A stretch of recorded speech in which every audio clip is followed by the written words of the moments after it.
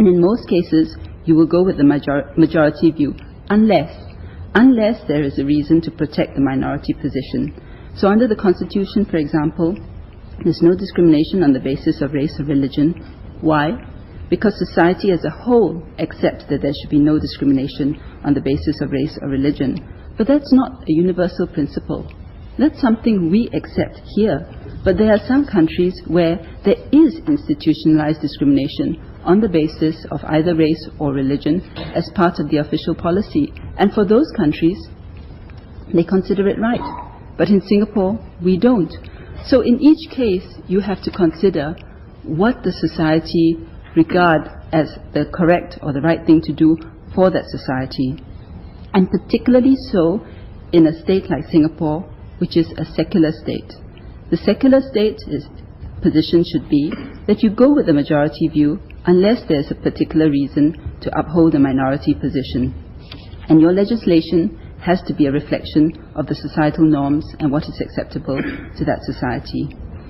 In this case, the public reaction has shown that the majority of Singaporeans do not agree with or accept homosexual behavior. I think it would be fair to say that most Singaporeans do not want to see somebody jailed for homosexual practices, but most would definitely not want to see any public demonstration of the conduct. They may be prepared to tolerate it if it's done in private, but they don't wish to see it in public, and very importantly, they don't wish to have their children see it in public. Then, of course, the argument comes, okay, fine, if we don't do it in public, what if we just do it in private? And that's where the signalling message comes in, or the signalling concern comes in, because people are concerned about the impact that a repeal of Section 377A would send. Many of you may recall that some years back, Senior Minister had made the statement that the civil service would not discriminate against gays.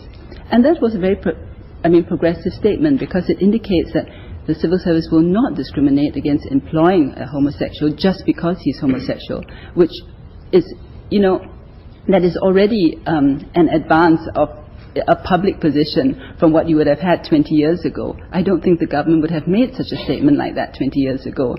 The fact that we have evolved to some extent that shows that we have evolved to some extent where a statement like that can be made. But immediately after that statement was made, I had a number of pastors come speak to me to say, why is the government endorsing homosexual behavior? The government wasn't endorsing it. The government was saying, we won't discriminate against you in terms of employment because you're homosexual. But the immediate public perception, or at least for many people, was it's not just non-discrimination, it is endorsement. And our society obviously has not arrived at the stage where you can just separate the two. It's not as easy as that, and people see it as an important form of public signalling. And therefore, the stance which the government is taking is in fact an exact reflection of what Singapore society in general thinks, which is that if you really have to do it in private, the government and the police will not take a proactive enforcement policy. But at the same time, we don't want to send a message to everybody that this is correct, because you have to take into account the majority views.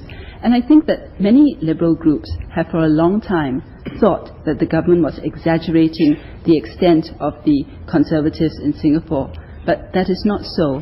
I appreciate Mr. Siu's point that there were many people who would have written or emailed or given support to the petition on the internet. But I can tell you that for every one of those, there was someone who emailed us as members of parliament to say, do not repeal. Keep it. We thank the MPs, we thank the government for keeping this law.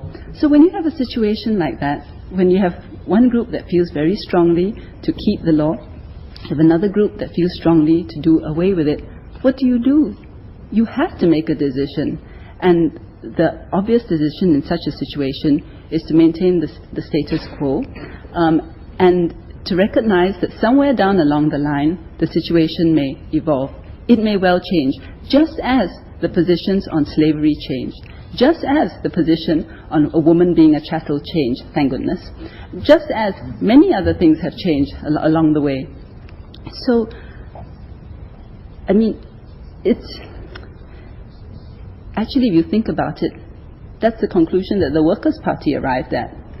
You will recall that Ms. Sylvia Lim said that the Workers' Party had debated it for a long time, and they basically could not arrive at a consensus. And because they couldn't arrive at a consensus, they figured that they should let the status quo remain. And until such time as I think society is ready to move, the government's position is the correct position, which is let things develop. But in the meantime, obviously they've signaled that they will not actively prosecute, although that may be different if the act is done in public, and it certainly may not be the case if a minor is involved. And in that way, it is a compromise of sorts, but you always have to have a compromise when you live in a society where there are diverse groups.